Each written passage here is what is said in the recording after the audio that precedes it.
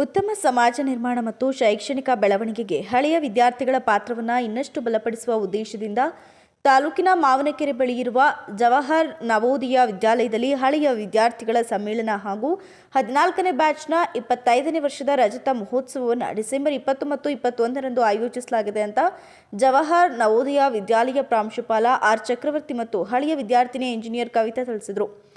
ಮಾವಿನಕೆರೆ ಜವಾಹರ್ ನವೋದಯ ವಿದ್ಯಾಲಯದಲ್ಲಿ ಡಿಸೆಂಬರ್ 20ರಿಂದ 21ರಂದು ಹಳೆಯ ವಿದ್ಯಾರ್ಥಿಗಳ ಸಮ್ಮೇಳನ ಹಾಗೂ 14ನೇ ಬ್ಯಾಚ್ನ 25ನೇ ವರ್ಷದ ರಜತ ಮಹೋತ್ಸವ ನಡೆಯಲಿದೆ ಅಂತ ಹೇಳಿದರು.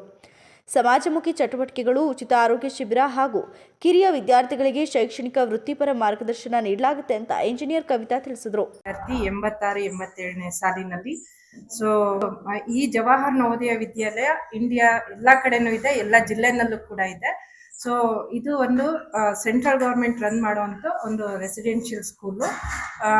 ಇಲ್ಲಿ ಕಾಂಪಿಟೇಟಿವ್ ಎಕ್ಸಾಮ್ ನಾವು 5ನೇ ಕ್ಲಾಸಲ್ಲಿ ಎಲ್ಲರಿಗೂ ಗೊತ್ತಿದೆ. 5ನೇ ಕ್ಲಾಸಲ್ಲೇ ನಾವು ಸ್ಪರ್ಧಾ ಪರೀಕ್ಷೆನ ತಗೊಳ್ತೀವಿ. ಸೊ ಆ ರೀತಿ ನಾನು ಪಾಸಾಗಿ ಬಂದವಳು. ನನಗೆ ಯಾವ ರೀತಿ ಉಪಯೋಗ ಆಯಿತು ಈ ಜವಾಹರ್ ನವೋದಯ ವಿದ್ಯಾಲಯ ಅಂದರೆ, ನಾನು ಸಕಲೇಶ್ಪುರದ ಒಂದು ಕೊಂತೂನ್ ಮನೆ ಅಂತ ಒಂದು ಕುಗ್ರಾಮ, ಅಲ್ಲಿಂದ ಅತ್ತಿಹಳ್ಳಿಗೆ 2 ಕಿಲೋಮೀಟರ್ ನಡೆದು ಶಾಲೆಗೆ ಹೋಗ್ಬೇಕಿತ್ತು.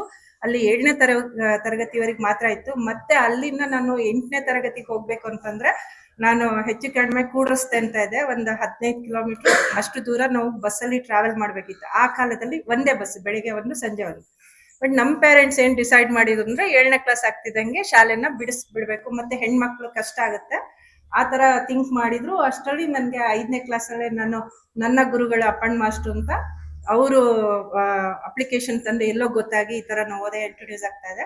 ಸೊ ಅಲ್ಲಿ ಅಪ್ಲಿಕೇಶನ್ ತಂದು ನಮಗೆ ಅವರೇ ಸ್ವತಃ ಪಾಠ ಮಾಡಿ, ಫ್ರೀಯಾಗಿ ಪಾಠ ಮಾಡಿ ನಮ್ಮನ್ನ ಅವ್ರ ಸ್ವಂತ ದುಡ್ಡಲ್ಲಿ ಸಕಲೇಶ್ಪುರಕ್ಕೆ ಕರ್ಕೊಂಡು ಬಂದು ಎಕ್ಸಾಮ್ ಬರ್ಸಿ 4-5 ನಮ್ಮ ಶಾಲೆಯಿಂದ 5 ಜನಕ್ಕೆ ಬರ್ಸಿದ್ರು. ಅದ್ರಲ್ಲಿ ನಾನೊಬ್ಳು ಸೆಲೆಕ್ಷನ್ ಆದೆ. ಬಟ್ ಅಲ್ಲಿ ಜವಾಹರ್ ನವೋದಯ ವಿದ್ಯಾಲಯಕ್ಕೆ ಹೋದಾಗ ಎಲ್ಲ ಹೊಸ ಮುಖಗಳು, ತಂದೆ ತಾಯಿ ಬಿಟ್ಟು ಹೋಗಿದೀವಿ 6ನೇ ಕ್ಲಾಸಿಗೆ. ತುಂಬಾ ಸ್ವಲ್ಪ ಕಷ್ಟ ಆಗ್ತಿತ್ತು ಹೊಂದ್ಕೊಳ್ಳೋಕೆ. ಆದ್ರೆ ಟೀಚರ್ಸ್ ಅಲ್ಲಿ ಯಾವ ತರ ನಮ್ಮನ್ನ ನೋಡ್ಕೊಳ್ತಾರೆ ಅಂದ್ರೆ, ನಮ್ಮ ಪೇರೆಂಟ್ಸ್ ಗಿಂತ ಹೆಚ್ಚು ಕೇರ್ ಮಾಡಿದ್ದಾರೆ. ಹಂಗಾಗಿ ನಾವು ಮೊದಲನೇ ಬ್ಯಾಚ್ ಅಲ್ಲಿ ನಾವು ಅಲ್ಲಿ ಉಳ್ಕೊಳಕ್ ಒಂದು ಅವಕಾಶ ಸಿಕ್ತು.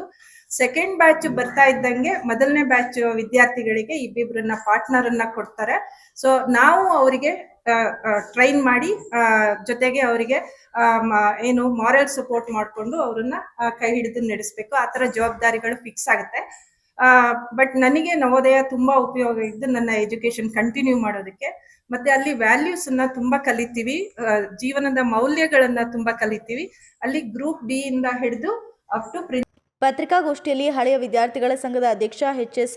ಪ್ರಶಾಂತ್, ಡಾಕ್ಟರ್ ವಿನೋದ್, ವಿಶ್ವಾಸ್ ಭಟ್, ಮೋಹನ್ ಕುಮಾರ್, ಪ್ರವೀಣ್ ಇತರರು ಉಪಸ್ಥಿತರಿದ್ದರು.